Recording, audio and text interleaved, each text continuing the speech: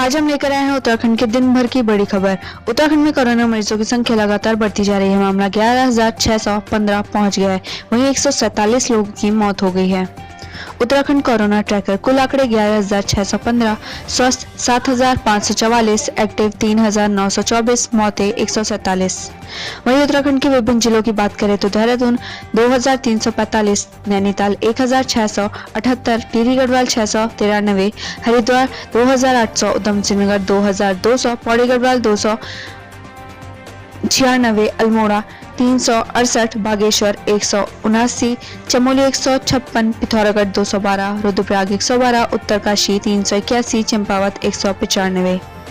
उत्तराखंड में ऐतिहासिक पल, पहली बार किसी सीएम ने फहराया ग्रीष्मकालीन राजधानी गैरसैंण में तिरंगा। चमोली के भराड़ी सैण स्थित विधानसभा परिसर में स्वतंत्रता दिवस पर ध्वजारोहण कर स्वर्णिम इतिहास रचा। यह पहला मौका है जब प्रदेश के किसी मुख्यमंत्री ने गैरसैंण में ग्रीष्मकालीन राजधानी घोषित होने के बाद स्वतंत्रता दिवस पर ध्वजारोहण किया।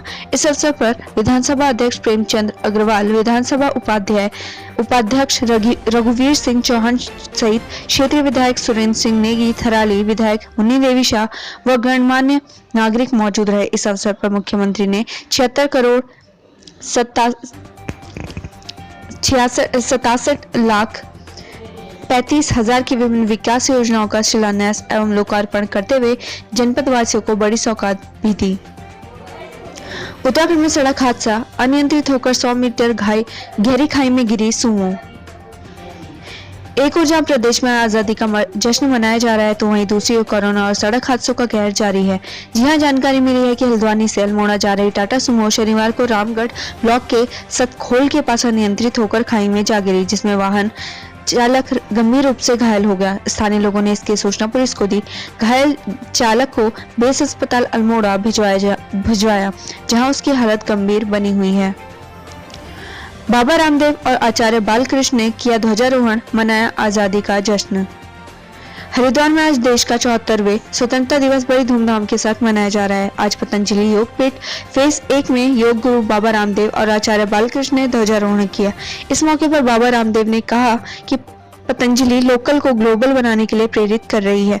बाबा रामदेव ने कहा कि आईपीएल को लेकर देश भर में मांग उठ रही है कि आईपीएल से चाइना और चाइनीज कंपनियों का कब्जा हटना चाहिए। हालांकि देश में टाटा बिरला जैसी बड़ी बड़ी कंपनियां हैं। अगर यह कंपनी अपना हाथ खींच लेती है तो पतंजलि देश का साथ देने के लिए हमेशा तैयार है। इस मौके पर कोरोना को लेकर वैक्सीन बनाए जाने का दावा किए जाने पर बाबा रामदेव ने कहा कि जो भी दुनिया में वैक्सीन बनेगी, पहले तो उसका असर कितने दिन रहेगा, 3 महीने रहेगा या 6 महीने, ये कह पाना मुश्किल है।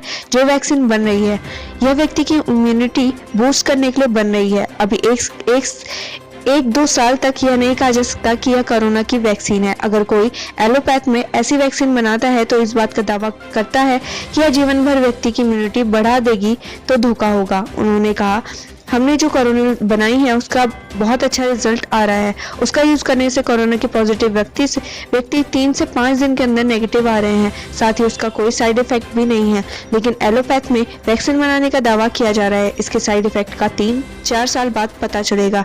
इन वैक्सीन से आदमी के फेफड़ों के साथ साथ अन्य किसी अंग को प्रॉब्लम होगी, ये बाद में पता चलेगा। पर जो योग और आयुर्वेद का प्रयोग करेगा उसे किसी भी तरह का नुकसान नहीं होगा। नवनियुक्त संयुक्त मजिस्ट्रेट अपूर्वा पांडे ने संभाला कार्यभार। नवनियुक्त संयुक्त मजिस्ट्रेट अपूर्वा पांडे ने कार्यभार ग्रहण कर लिया है। बतौर एसडीएम उनकी रानीखेत में यह पहली नियुक्ति है। 2018 के बैच की आईएएस अपूर्वा पांडे ने दूसरे प्रयास में परीक्षा क्वालिफाइड कर 39वीं रैंक हासिल की थी। इसके बाद वह ट्रेनिंग के दौरान डोईवाला में तहसीलदार बीडीओ के पद पर तैनात रही।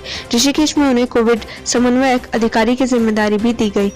वहीं दूनगिरी मंदिर में पूजा अर्चना के बाद उन्होंने कार्य संभाला। गांधी जयंती पर राज्य के सभी कॉलेज 4G नेटवर्क से जुड़ेंगे, धन सिंह रावत। उच्च शिक्षा राज्य मंत्री डॉक्टर धन सिंह रावत ने महाविद्यालय में राज्य प्लान के तहत बने विज्ञान संकाय भवन का लोकार्पण किया। इसके साथ ही छात्रों के हितों को देखते हुए कई घोषणाएं भी की। 101 साल के स्वतंत्रता सेनानी साधु सिंह को एसडीएम ने किया सम्मानित। स्वतंत्रता दिवस के मौके पर उप जिलाधिकारी लक्ष्मीराज चौहान ने स्वतंत्रता सेनानी साधु सिंह बिष्ट को के घर जाकर सम्मानित किया और कुशल क्षेम पूछा। इस दौरान उनके बेटे ने कि वो 101 साल के पिताजी की सेवा करते हुए खुद को गौरवान्वित महसूस कर रहे हैं। आग से झुलसकर महिला की मौत मामले में हत्या का केस दर्ज, पेट्रोल डालकर जलाने का आरोप। रामनगर में बीते दिन शक्तिनगर में एक महिला की आग से झुलसकर मौत हो गई थी। विवाहित की मौत के मामले में हत्या का केस दर्ज कर लिया गया है। देहरादून पुलिस लाइन में फहराया गया तिरंगा, पुलिस अधिकारी को दिया गया उत्कृष्ट सेवा सम्मान। देश भर में 74वें स्वतंत्रता दिवस की धूम है। कोरोना काल के बावजूद लोग आजादी के जश्न को एहतियात के साथ मना रहे हैं। सोशल डिस्टेंसिंग और जरूरी नियमों को फॉलो करते हुए उत्तराखंड में भी स्वतंत्रता दिवस कार्यक्रम का आयोजन किया गया। उत्तराखंड पुलिस ने लिया कोरोना को हराने का प्रण, डीजीपी ने अफसरों को दिए मेडल। प्रदेश भर में कोरोना संकट के बीच सोशल डिस्टेंसिंग के साथ 74वां स्वतंत्रता दिवस मनाया गया। इस मौके पर डीजीपी रतूड़ी ने पुलिस कर्मियों को राष्ट्रीय एकता की शपथ दिलाई और कोरोना से मिलकर हराने का प्रण लिया। समुद्र तल से 11,700 फीट की ऊंचाई पर लहराया गया तिरंगा, बाबा केदार का लिया आशीर्वाद। देश भर में आज 74वें स्वतंत्रता दिवस की धूम है। स्वतंत्रता दिवस के अवसर पर समुद्र तल से 11,700 फीट की ऊंचाई पर स्थित भगवान केदारनाथ के धाम में भी झंडारोपण किया गया। मुख्य सचिव ओम प्रकाश ने स्वतंत्रता दिवस के 73वें वर्षगांठ के अवसर पर सचिवालय में किया ध्वजारोहण। आज सचिवालय में मुख्य सचिव ओम प्रकाश ने स्वतंत्रता दिवस के 73वें वर्षगांठ के अवसर पर ध्वजारोहण किया।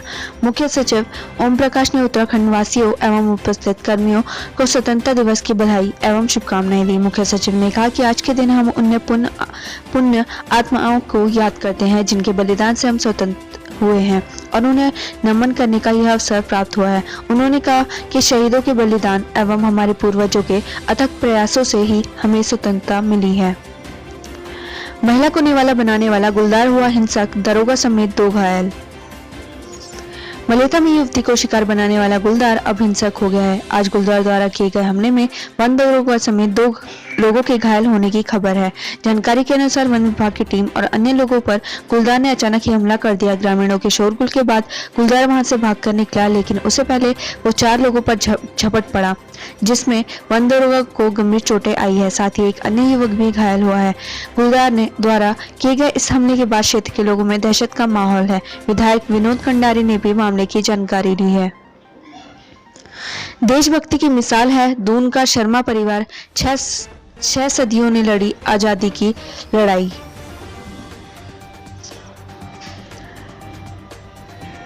देशभक्ति का लहू जब रंगों में दौड़ रहा हो तो अंग्रेजों की क्या मजाल थी कि हमारे सामने टिक पाते, क्या बच्चे, क्या बूढ़े और नौजवान।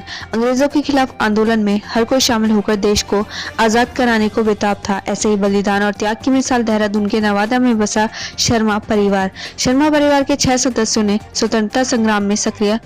देशभक्ति की मिसाल है दून का शर्मा परिवार, 6 सदस्यों ने लड़ी आजादी की लड़ाई। देशभक्ति का लहू जब रंगों में दौड़ रहा हो तो अंग्रेजों की क्या मजाल थी कि हमारे सामने टिक पाते, क्या बच्चे, क्या बूढ़े और नौजवान। अंग्रेजों के खिलाफ आंदोलन में हर कोई शामिल होकर देश को आजाद कराने को बेताब था। ऐसे ही बलिदान और त्याग की मिसाल है देहरादून के नवादा में बसा शर्मा परिवार। शर्मा परिवार के 6 सदस्यों ने स्वतंत्रता संग्राम में सक्रिय भूमिका निभाई। भले ही परिवार के स्वतंत्रता संग्राम सेनानी आज जीवित न हो, लेकिन उनका देश प्रेम युवाओं के लिए हमेशा प्रेरणा बना रहेगा। परिवार के स्वतंत्रता सेनानी स्वर्गीय शांति नारायण शर्मा के बेटे मुकेश नारायण शर्मा का कहना है कि स्वतंत्रता संग्राम सेनानी परिवार में जन्म लेना उनके लिए गौरव की बात है। कहा कि उनके पिता का जन्म 1917 में हुआ था। वह 17 साल की उम्र में ही आंदोलन में शामिल हो गए थे। वहीं चंपावत में बाघ के हमले से घायल गौ माता को कंधों पर उठाकर बचाई जान, पेश की मिसाल। चंपावत जिला उत्तराखंड ग्राम रुइया के प्रधान श्री भुवन सिंह जो जंगल में बाघ के हमले से घायल गौ माता को अपने कंधे में उठाकर अपने घर तक लाए व गौ माता की जान बचाने हेतु ग्रामीणों के साथ पुरजोर कोशिश में लगे हैं। इस पुण्य काम के लिए मैं उनका हार्दिक धन्यवाद करती हूँ व गौ माता की शीघ्र ठीक होने की कामना करती हूँ। प्रधान जी साल भर पहले भी पानी न मिलने के कारण जंगलों में बेहोश गाय माता को 4 किलोमीटर पैदल लाकर गाय माता की जान बचा चुके हैं। ये घटना 2 दिन पहले की बताई जा रही है।